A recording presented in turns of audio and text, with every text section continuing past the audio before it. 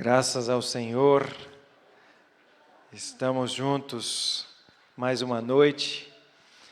Mais uma vez, boa noite a todos. Também desejo uma boa noite e cumprimento os nossos amigos que assistem pelo vídeo, pelo canal do YouTube da igreja. Deus continue abençoando sua vida e que você também ouça o chamado de Deus para a sua vida, a sua existência. Nós encontramos em Deus real felicidade, real alegria, a verdadeira paz, Nós cantamos a verdadeira alegria, quando sabemos de onde viemos, quando sabemos quem é o nosso Pai, quanto Ele é amoroso, poderoso, fiel, como seus planos são melhores, são maiores do que os nossos, como Deus nos ensina que não devemos ter medo, ou não precisamos temer as coisas. Quanto mais conhecemos a Deus, mais felizes, mais em paz vivemos. Mesmo que passamos por lutas, provações, por desafios, nós sabemos onde encontrar refúgio, onde encontrar repouso, socorro e um recomeço, Vamos dar sequência então ao tema da semana. Hoje é um tema muito interessante, muito maravilhoso. Nós vimos até agora que Deus tem um lugar especial, maravilhoso, um plano de salvação para a nossa vida. Foi o primeiro tema, a primeira mensagem aqui na segunda-feira aqui na igreja. Falamos da santa cidade, do lugar onde Deus tem preparado para nós e da demonstração, do ato que demonstra a sua entrega a Deus. Nós falamos sobre o batismo, sobre o início de uma nova vida, como ter o nome escrito no livro da vida para poder receber essa bênção, ou fazer parte dessa bênção. E depois nós passamos a apresentar os poderes que se levantaram nessa terra, Poderes que se levantaram e mudaram os planos de Deus, ou tentaram assumir o lugar de Deus. E agora, hoje, nós vamos falar sobre a igreja de Deus, a igreja verdadeira, a igreja no Apocalipse. Vamos ler o primeiro verso de Apocalipse. Abra a sua Bíblia. Nós vamos ler os primeiros 3 versos, na verdade. Verso 1, 2 e 3 de Apocalipse. Isto. Se alguém precisar de uma Bíblia, é só falar. Nós podemos aí emprestar, ajudar. Acharam, amém? Então, diz ali, revelação de Jesus Cristo, que Deus lhe deu para mostrar aos seus servos as coisas que em breve devem acontecer, e que ele, enviando por intermédio do seu anjo, notificou ao seu servo João, o qual atestou a palavra de Deus e o testemunho de Jesus Cristo, quanto a tudo que viu. Bem-aventurados aqueles que leem, aqueles que ouvem as palavras da profecia e guardam as coisas nelas escritas, pois o tempo está próximo. Que bênção! Então, este livro é uma revelação, como nós falamos já desde o início. É algo que Deus descortinou, abriu para o nosso conhecimento, para o nosso entendimento, e nós vimos aqui elementos da história, que se levantariam poder, e a Bíblia, e Deus dá a descrição do que esses poderes fariam, como que eles agiriam, em que tempo eles viriam, associando todas as profecias, o Apocalipse com o livro de Daniel, nós entendemos o tempo. E aqui nós vemos que Deus, ele entregou essa mensagem de Jesus. O personagem principal da Bíblia é Jesus. E o principal do Apocalipse é Jesus. O plano apresentado em toda a Bíblia é o plano de salvação, o plano eterno. É o evangelho eterno, é a boa notícia de salvação para todos os povos, para todas as pessoas. Deus fala assim, na sua palavra, Tiago expressa assim, Deus tem o desejo de que todos os homens sejam salvos e que todos eles cheguem ao pleno conhecimento da verdade. Esse é o desejo de Deus, por isso Ele deixou a Bíblia, por isso Ele nos concede o Espírito Santo para entendermos a Bíblia. A Bíblia não é um livro simples, né? Não é um livro fácil. Muitas pessoas, infelizmente, distorcem o texto bíblico, como temos visto, muitos aparentemente estão falando de Deus, estão falando de Jesus, mas não vivem as doutrinas, os ensinamentos, as verdades que estão aqui no livro sagrado. E o livro de Apocalipse, ele descreve a história da igreja pura, da igreja verdadeira, de como Deus, Jesus, iria preservar a sua igreja através dos séculos. Então, nós lemos aqui ontem algumas partes das cartas do Apocalipse, né? Então, aqui os primeiros versos falam, essa mensagem Deus deu para todos, através do anjo que entregou a João, e João escreveu, e está aqui para todas as pessoas. Aí, o verso 4, olha só, leia o verso 4. Pelo menos o começo ali, João, às 7 igrejas que se encontram na Ásia. Graça e paz a vós outros, da parte daquele que é, que era e que há de vir, da parte dos 7 espíritos que se acham diante do seu trono. Verso 5, e da parte de Jesus Cristo, a fiel testemunha, o primogênito dos mortos, o soberano dos reis da terra. Então, João cumprimenta quem? João escreve para quem? Para as igrejas, né? Aqui ele não está falando de uma variedade de denominações.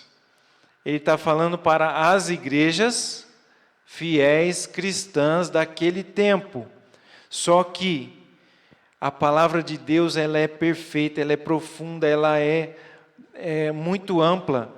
Então, cada carta para cada igreja daquele tempo, daquelas localidades, preste bem atenção, resumia um período também da história que a igreja cristã verdadeira e pura de Deus passaria. Desde quando Jesus veio a essa terra e retornou para o céu, né? Principalmente quando ele retornou para o céu, quando os apóstolos, os discípulos, que Jesus falou assim, vocês agora devem pregar para o mundo inteiro. Então, a primeira carta aqui, que é endereçada para a igreja de Éfeso, representa esse primeiro período na história. Logo depois que Jesus voltou para o céu, então os apóstolos começaram a pregar, o evangelho de Cristo começou a ser pregado para todo mundo, e está relatado ali no livro de Atos. Boa parte que está relatado ali no livro de Atos é o cumprimento dessa primeira carta aqui. E a igreja de Éfeso, que estava lá na cidade de Éfeso, tinha características que pareciam com a igreja durante todo esse período, e assim por diante. E nós vemos a igreja de Deus em todo o período. E nós vamos ler agora Apocalipse capítulo 3. Nós vamos ler um trechinho aqui da última igreja, ou a última carta às igrejas, que é a carta para a igreja de Laodiceia. Então, capítulo 3, o verso 14. Acharam? Quem achou diz amém. Amém. Aí, ó, tá todo mundo craque. Então, vamos lá, ó. Diz ali: o anjo da igreja em Laodiceia, ou ao anjo da igreja em Laodiceia, escreve: estas coisas diz o amém, a testemunha fiel e verdadeira, o princípio da criação de Deus. Conheço as tuas obras, que nem és frio nem quente. Quem deras fosse frio ou quente. Bom, viu aqui? Ele começa a falar com aquela cidade, no caso, né? Aquela igreja que estava na cidade de Laodiceia, lá naquela época de João. Mas o contexto daquela igreja refletia o que aconteceria na última fase da igreja cristã verdadeira e pura na terra, que é a fase que nós estamos vivendo. Nós estamos vivendo nessa última fase antes da volta de Jesus. E o que é falado aqui para todos os cristãos dessa época? Primeiro fala assim, ó, quem é que está falando? Sempre todas as cartas identificam quem é que está falando, quem é que está trazendo a mensagem. O cabeça da igreja, Jesus Cristo. Né? Olha lá, o título que é dado aqui, ó, o amém, a testemunha fiel e verdadeira, o princípio da criação de Deus. Meu irmão, isso aqui é precioso. Sabe por quê?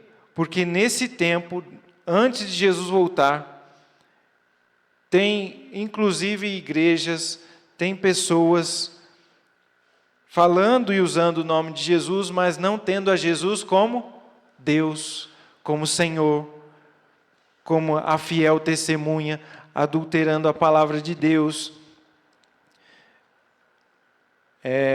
não aceitando que Ele criou todas as coisas.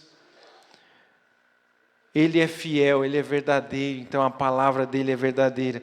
Mas Ele fala assim da realidade da igreja. A igreja e os cristãos dessa época estão mornos, né? Quem dera fosse frio ou quente. Então, tem muitas outras bênçãos aqui, mas nós não vamos conseguir detalhar exatamente esse período só, né? Nós estamos falando da igreja de Deus como um todo, da igreja verdadeira. Então, olha lá, ó.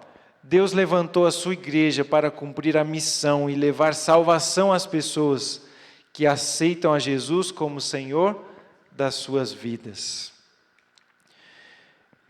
Viu-se grande sinal no céu. Esse está lá em Apocalipse capítulo 12. Vamos abrir a Bíblia lá no capítulo 12 de Apocalipse. Porque você lembra que nós lemos o 13, né? No capítulo 13 tinha a primeira besta, né? Que sobe de onde? Sobe do mar. Depois a segunda besta que nós vimos ontem, que sobe da terra. Mas no capítulo 12 fala de uma mulher pura, que é o verso 1. Você pode acompanhar na Bíblia aí, ou ler aqui no telão. Viu-se grande sinal no céu, a saber, uma mulher vestida de sol, com a lua debaixo dos pés e com uma coroa de 12 estrelas na cabeça. E o verso 2, vamos ver se está aqui na sequência. Não, mas o verso 2 diz assim, ó, achando-se grávida, grita com as dores de parto, sofrendo tormentos para dar à luz. Aqui está falando da igreja verdadeira, da igreja de Deus. Quando que essa igreja esteve grávida para dar à luz, e fala aqui que o filho que nasceu dela, olha lá o verso 5, nasceu-lhe, pois, um filho varão, que há de reger todas as nações com cetro de ferro, e o seu filho foi arrebatado para Deus até o seu trono. Então, o filho da mulher é Jesus Cristo. Porque Jesus Cristo nasceria de mulher, né? Não simplesmente da mulher pessoa, mas do povo, da igreja de Deus. Porque na profecia, mulher também simboliza igreja.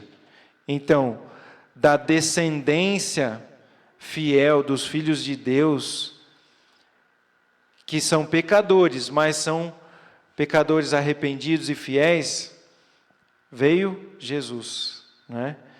Ele nasceu de mulher. O povo vitorioso, os descendentes da mulher, são aqueles que obedecem os mandamentos de Deus e têm a fé em Jesus, ou o testemunho de Jesus. Vamos passar o próximo? Porém, a promessa lá do Gênesis. Veja que, desde lá, Deus fala com a mulher, não somente com a pessoa, mas fala também que viria uma descendência, né? Que ela representava o povo. Ela representa a igreja. Porém, inimizade entre ti e a mulher, entre a tua descendência e o seu descendente, este lhe ferirá a cabeça e tu lhe ferirás o calcanhar. Aqui estava prometendo, lá no Jardim do Éden, quando Adão e Eva pecaram, Deus veio e apresentou o plano da salvação. Olha, vai vir o Messias, vai nascer de mulher, e esse vai esmagar a cabeça da serpente. Deus vai agir entre o ser humano e o enganador para separá-los, gerar uma inimizade, porque o ser humano tinha se tornado amigo do enganador, né? Então Deus está trabalhando no seu coração, no meu coração, na vida de todo ser humano, para nos atrair para Ele e nos separar de tudo que é mal, de tudo que é engano, de tudo que veio pela herança do pecado, né? Da imperfeição.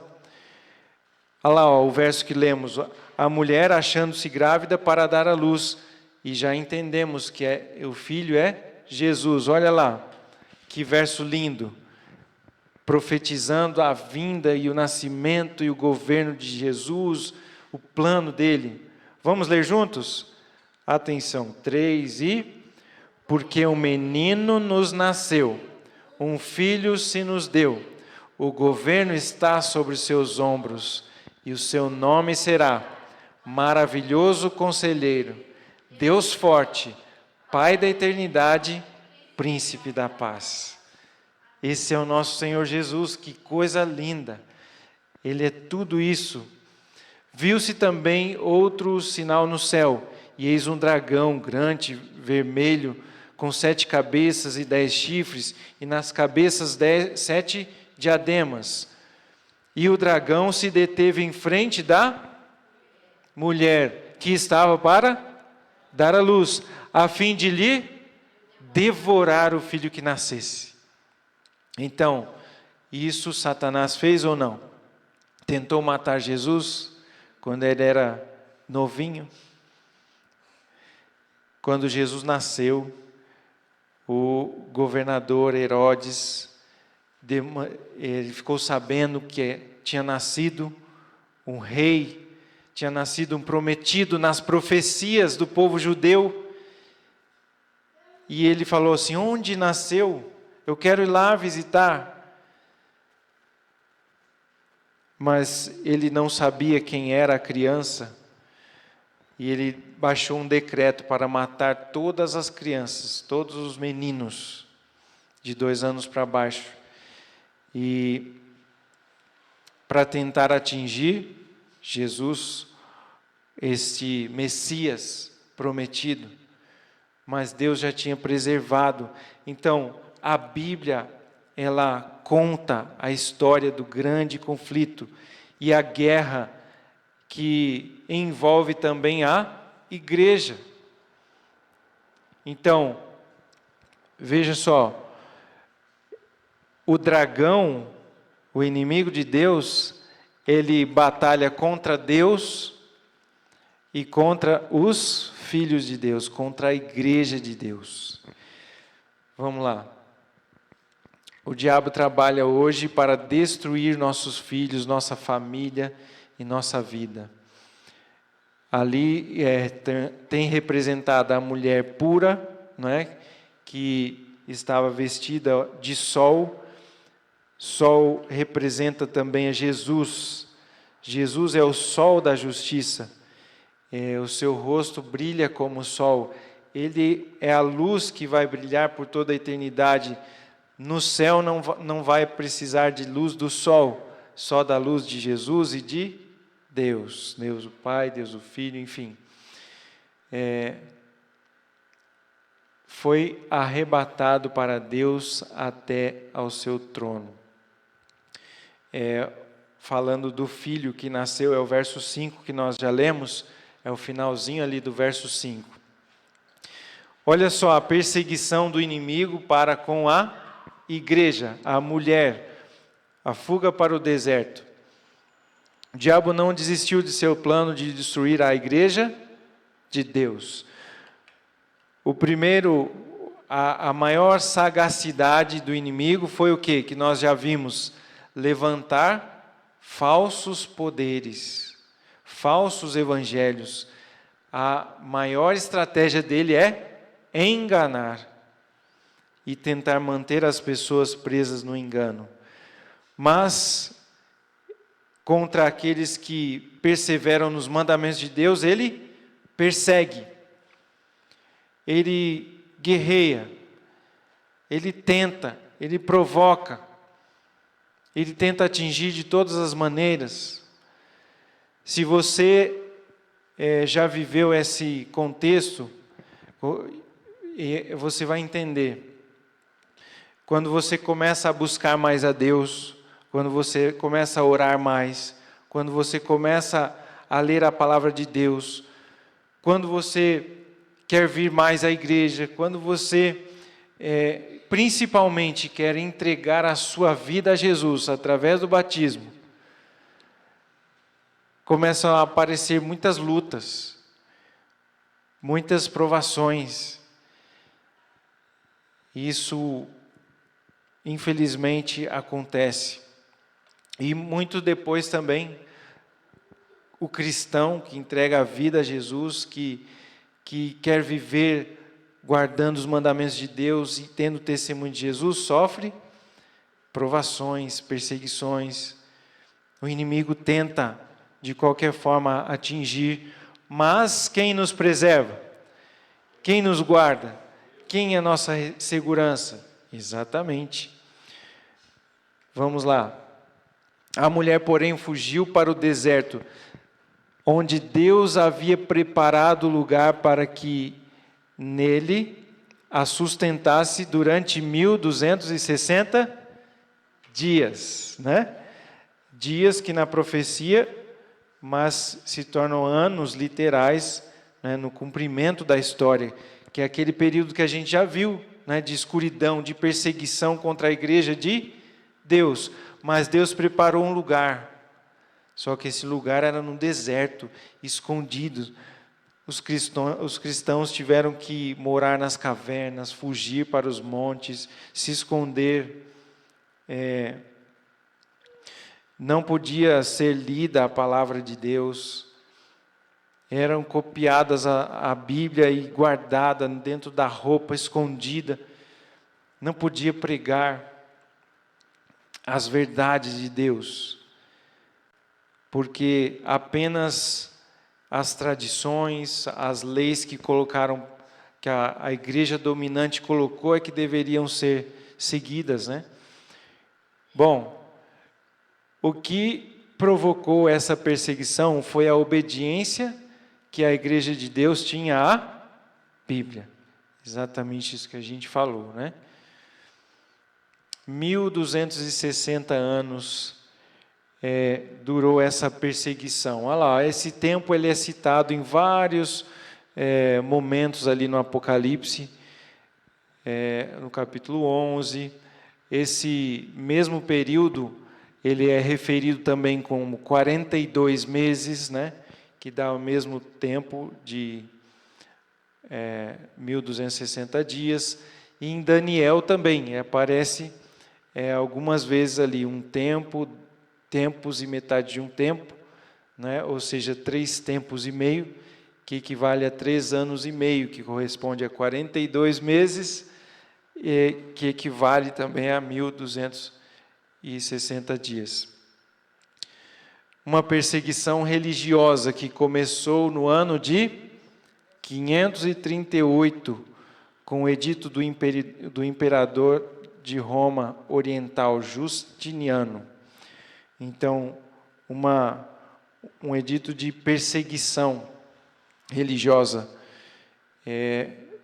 e, inclusive, por isso que houve o preparo de Deus da fuga da igreja dele, ou esse lugar de esconderijo no deserto, né, frente às perseguições. A igreja, então, perseguiu aqueles que se negavam a obedecer ao que ela determinava cegamente, né? Ninguém podia questionar as doutrinas, as práticas, porque senão era tido como herege, né? Louco e tudo mais, e sentenciado à morte. Esse período de perseguição durou até 1798, quando comentamos da ferida mortal, quando o Papa Pio VI foi preso, né, ali na França. A lei de Deus é tudo ou nada. Vamos falar um pouquinho aqui sobre esta característica do povo de Deus. O povo de Deus guarda os mandamentos de Deus, como nós falamos ontem. Então, olha lá, o dragão se ira contra a mulher e foi pelejar contra os restantes da sua descendência, os que guardam os mandamentos de Deus e têm o testemunho de Jesus. Ele não se preocupa tanto em perseguir aqueles que não estão vivendo ou que não buscam viver isto, porque já estão afastados da verdade. Ele vai perseguir aqueles que buscam ser fiéis aos mandamentos de Deus. Por isso que Jesus falou que aqueles que o seguem seriam perseguidos, seriam caluniados e em dados momentos da história também seriam mortos. A lei de Deus, os 10 mandamentos, são os mesmos, continuam valendo, todos os 10 mandamentos. A palavra de Deus diz que quando a gente quebra um, né, quebrou todos. E quando lemos a lei de Deus, nós percebemos que somos pecadores. Olha as duas características, né, do povo fiel de Deus nos últimos tempos, da igreja verdadeira. Guarda os 10 mandamentos. Não apenas 3, 4, 5 ou 9, mas guardam e consideram vigentes e como a lei de Deus, os 10 mandamentos originais que estão aqui na Bíblia, né? Que o próprio dedo de Deus escreveu e ele não mudou, e que tem o testemunho de Jesus, o qual, segundo o Apocalipse 19:10, o testemunho de Jesus é o espírito de profecia. O que é isso? Tem profeta verdadeiro. João não teve um sonho, uma visão? ele não escreveu Apocalipse, ele foi um profeta, um mensageiro de Deus verdadeiro. E Deus fala na sua palavra que ao longo de todo o tempo ele poderia levantar profetas verdadeiros também. Então, a igreja verdadeira no final dos tempos, como diz Joel, como diz várias profecias, teria a voz profética. Um profeta verdadeiro, teria a ação de Deus, profetizando, revelando de forma verdadeira, né? A verdadeira revelação. Olha o verso que eu falei aqui, ó. Vamos ler todos juntos esse aqui? 3 pois qualquer que guardar toda a lei, mas tropeça em um só ponto, se torna culpado de todos. Então, não tem como dividir, não tem como eu tirar um mandamento da lei de Deus. A lei de Deus é perfeita. A lei de Deus mostra o que é o mal.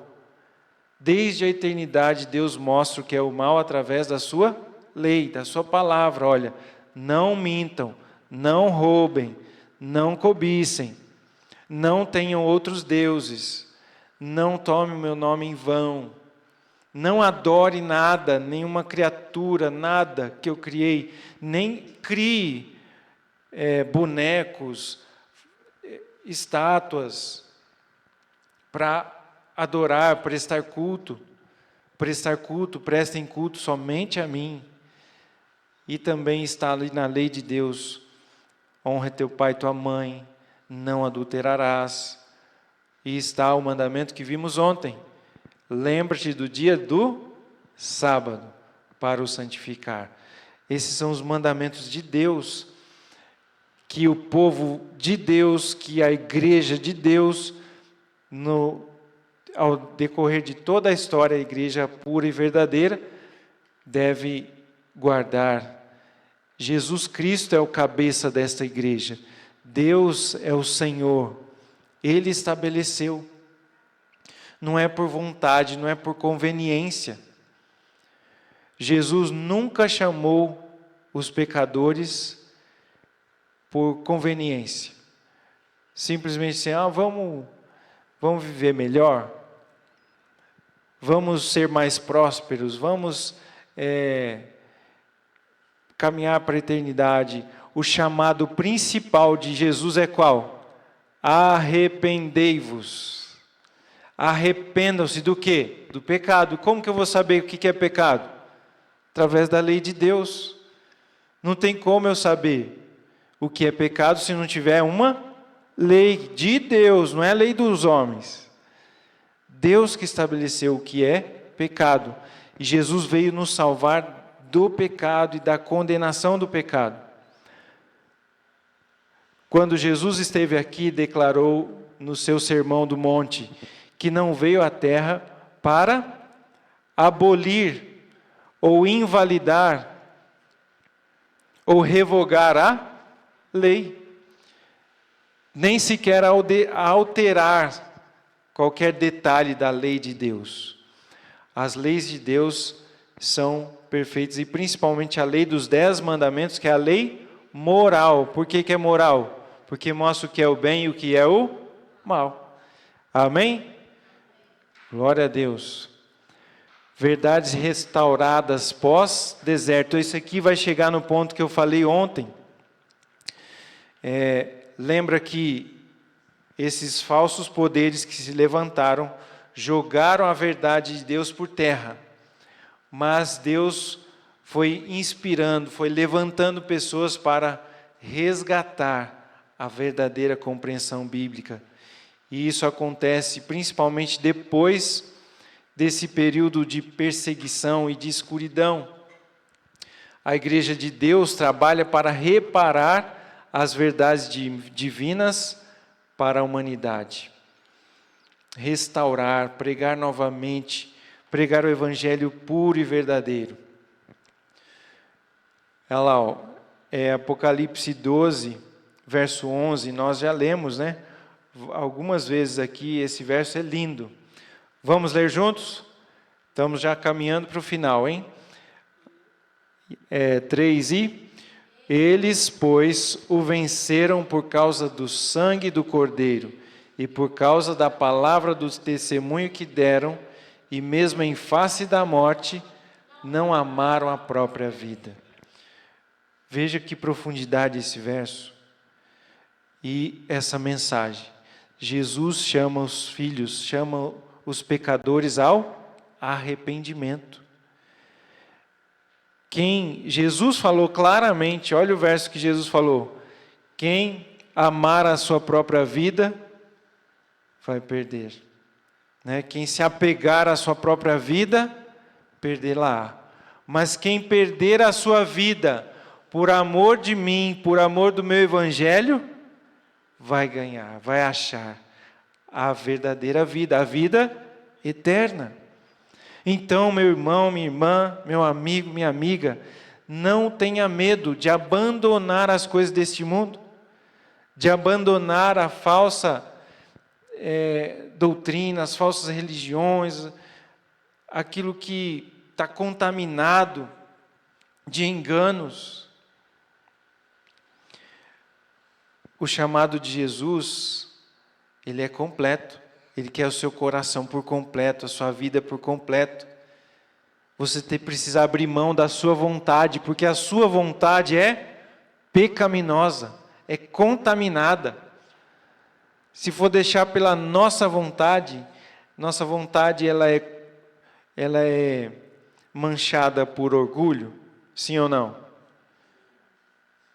Ela é manchada por cobiça, inveja, muitas vezes, muitas coisas. Nossa vontade é manchada pelo desânimo, por muitas coisas. Enfim, entregue a sua vontade, a sua vida, o seu coração a Jesus. Ele entregou a vida por você. Nós estamos num conflito, numa guerra, e você está vendo de maneira mais clara agora como essa guerra é real. E essa guerra envolve as doutrinas, o entendimento bíblico, que reflete na sua adoração, na sua vida. Cristo não enviou ninguém para substituí-lo, Ele deu a sua vida por nós. Só Ele teria condições, só Ele tem vida em si mesmo, e só Ele se tornou homem. Deus que se tornou homem, viveu uma vida perfeita para substituir você e eu, para ser o nosso Salvador. Ele é o cabeça da igreja verdadeira. Então, relembrando aqui, recapitulando, características da igreja verdadeira. Vamos lá. Surgiria como organização após os 1260 anos no deserto, ou seja, depois de 1798. Então, depois que a igreja teve que fugir para o deserto, foi perseguida, muitos foram mortos, depois que aquele poder dominante recebe uma ferida mortal e a sua influência decai, então Deus levanta um povo que coincide com a última igreja, o último período aqui na terra. E a igreja resgata o quê? Esta igreja resgata o evangelho verdadeiro e o que nós vamos ver aqui na sequência. A fidelidade aos mandamentos de Deus. Surgiria do movimento de 1844, de acordo com o livro de Daniel, capítulo 8, versos 12 a 14. Lembra que eu falei que o livro de Daniel é que fala o tempo? Ali fala exatamente esse tempo, olha. Mais especificamente, em 1844, surgiria esse movimento, né? E resultaria no desapontamento ocorrido em 1844, que também foi predito em Apocalipse capítulo 10, de maneira semelhante ao surgimento da igreja cristã após o desapontamento da cruz. Então, depois da cruz, os discípulos ficaram arrasados, desiludidos, porque o seu Salvador tinha morrido. Mas ele ressuscitou e ele enviou o Espírito Santo. Depois disso, eles passaram a pregar com coragem.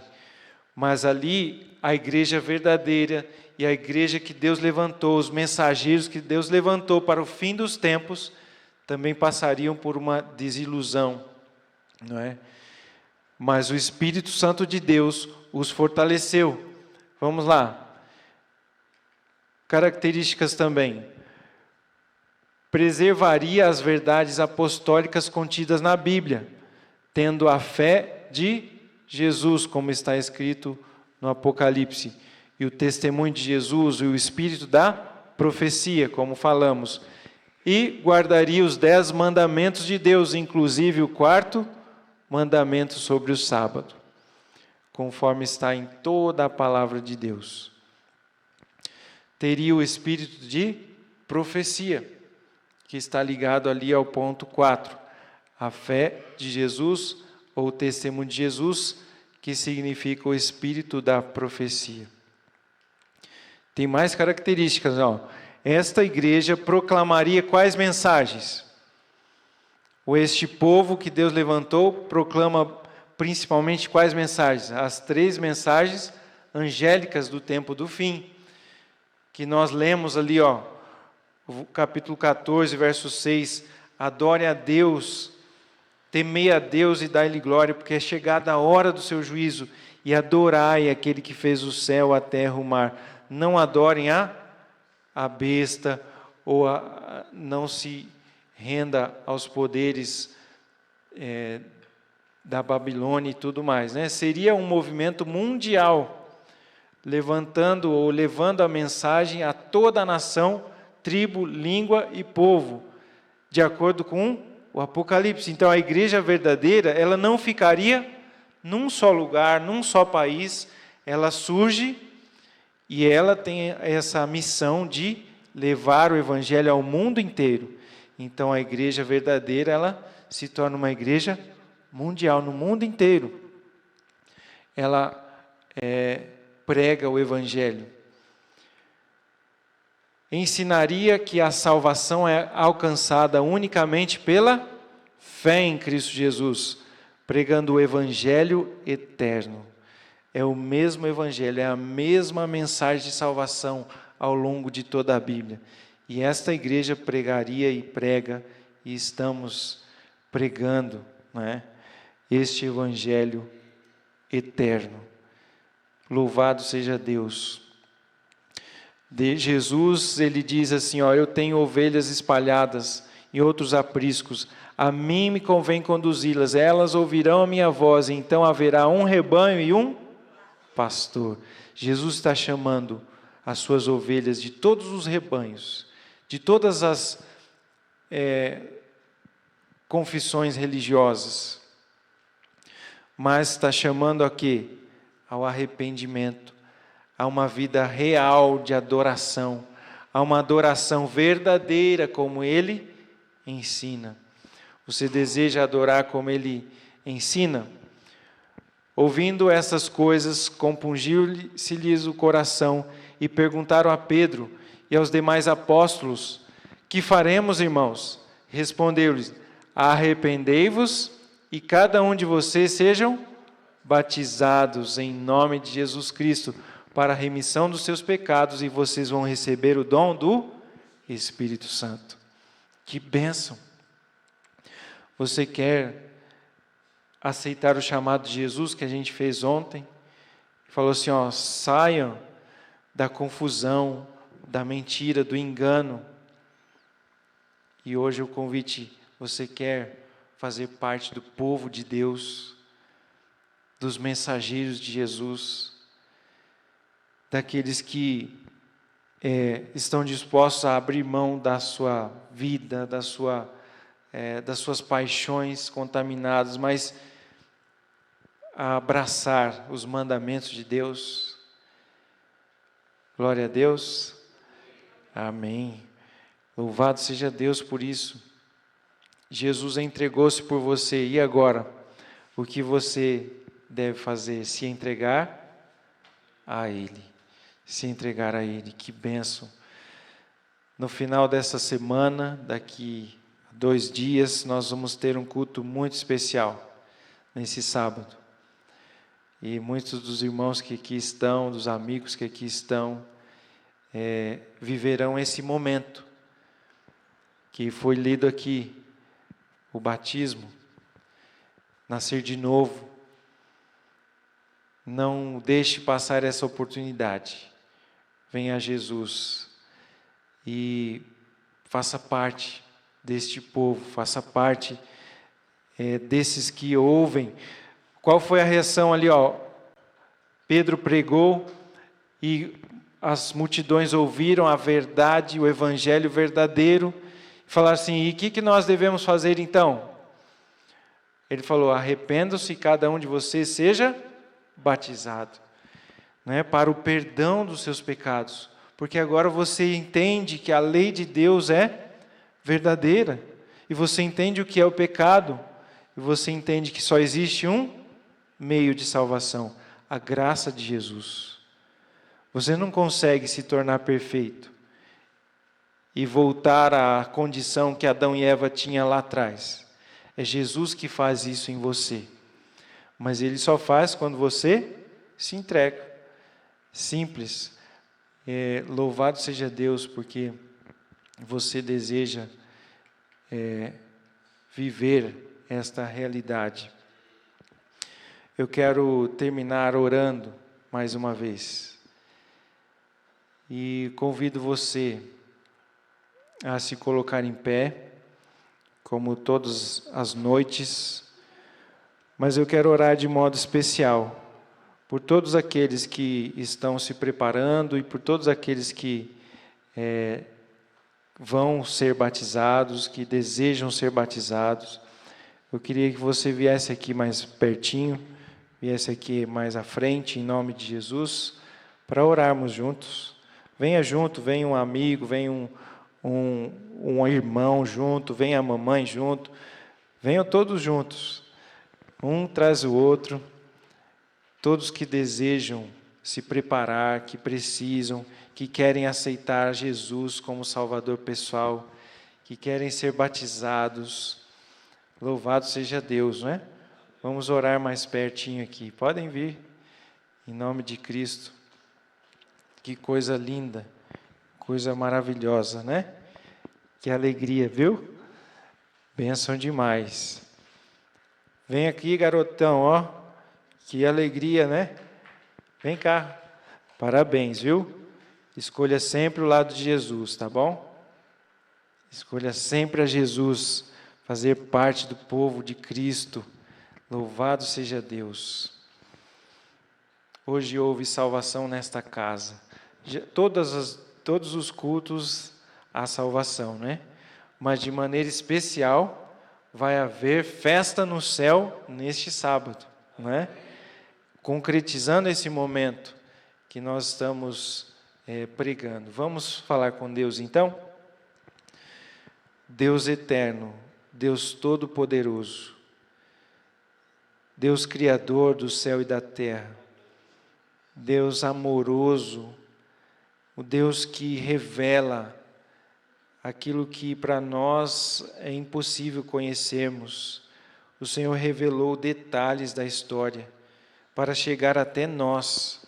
O Senhor escreveu esta carta, que é a Bíblia toda, mas a carta do Apocalipse em especial para os últimos dias. E aqui estão os seus filhos, Pai, que desejam aceitar o teu chamado, entregar a vida ao Senhor Jesus e fazer parte do teu povo, ser santificados, ser embranquecidos, ser lavados pelo sangue do Cordeiro. Que o Senhor os abençoe, os guarde, os dê a alegria de viver esse momento e que o Senhor continue chamando, Pai, todos aqueles que precisam. Também dê a possibilidade àqueles que desejam e por algum motivo ainda não podem viver essa decisão, que o Senhor opere de maneira poderosa, Pai. Nós agradecemos pela vida de cada irmão e pedimos o Teu poder, a Tua força, porque existem lutas, existem provações. Não nos deixe cair em tentação.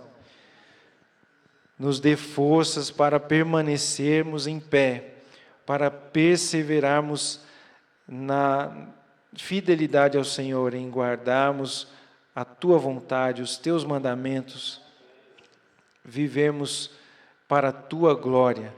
Nós oramos e agradecemos em nome de Jesus. Amém. Amém. Que alegria, que bênção. Quero abraçar vocês aqui e cumprimentar a todos. Uma boa noite e até amanhã. Amém.